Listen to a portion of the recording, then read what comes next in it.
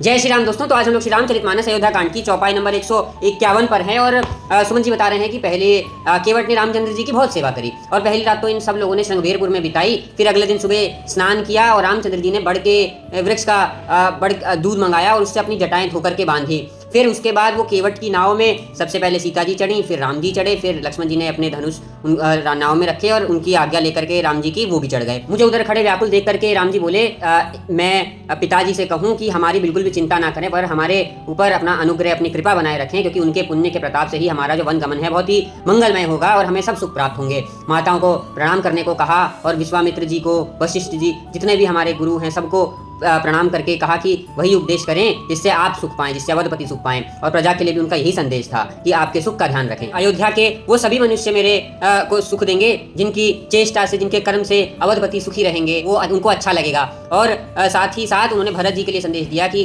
भाई अब तुम राजपाट संभालोगे तो नीति वचन कर्म सबका पालन करना, भाईपन को अंत तक निभाना, माताओं का ध्यान रखना। और साथ ही साथ उन्होंने कहा कि पिताजी बिल्कुल भी चिंता ना करें हमारी और सुख से रहें। मुझे भी यही बोला कि मैं भी ऐसी ही नीतियां करूं, ऐसे ही कर्म करूं जिससे आपको कोई तकलीफ ना हो। इस बीच लक्ष्मण जी ने कुछ कड़वे वचन जरूर कहे थे, पर रामचंद्र जी ने सौगंध दिला दी थी कि इन वचनों का जिक्र ना करूं। और फिर सीता जी जो हैं वो चलते वक्त बहुत शिथिल पड़ गई थी और वो उन्होंने कुछ कुछ कहा जब उनके नेत्रों से जल भर आया था।